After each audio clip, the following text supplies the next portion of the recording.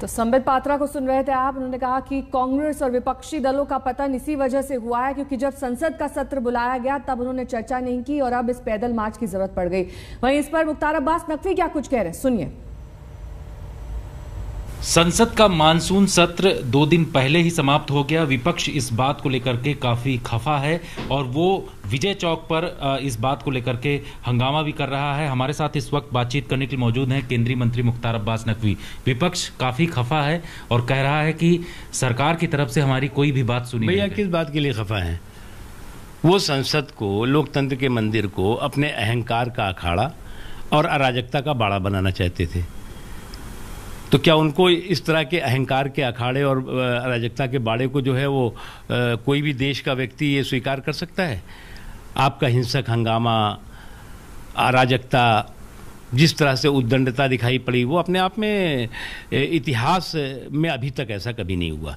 एक चीज़। दूसरी चीज़ ये कि सरकार एक बात कह रही थी कि भाई आप हर जो बिल हैं उस पर भी डिबेट में डिस्कशन करो, जो और मुद्दे हैं उस पर भी डिबेट डिस्कशन करो।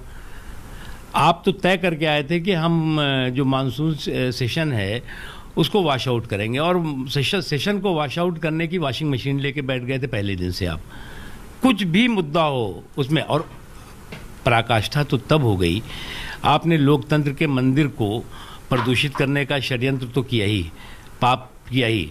आपने एक तरफ लोकतंत्र के मंदिर को प्रदूषित करने का पाप किया और दूसरी तरफ जो है वो अपने पाप को जस्टिफाई करने के लिए सड़क पर प्रदर्शन कर रहे हैं, चोरी और सीनाजोरी।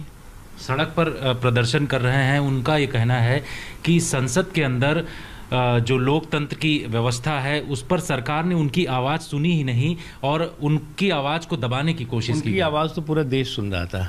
उनकी आवाज़ तो एक थी, हंगामा, हा हो ही हा। और उसके बाद जब आवाज़ थोड़ी उनकी थोड़ी बोलने में थोड़ी सी प्रॉब्लम आ जाती थी तो हाथ शुरू कर देते थे, हाथापाई शुरू कर देते थे, तोड़फोड़ शुरू कर देते थे। यही देखा है सबने। मतलब आप जो है वो पहले जो है वो हंगामा करेंगे और उसके बाद हाथापाई करेंगे, ये चल रहा था। और मतलब हम लोग तो देख के शर्मिंदा हो रहे थे। और वही वहाँ पर विपक्ष के भी कई सीनियर संसद सदस्य जो रहे हैं और लोकसभा में भी राज्यसभा में भी हैं, वो भी बैठे हुए थे। मुझे तो अफसोस तब हुआ, ताज्जुब तब हुआ कि उन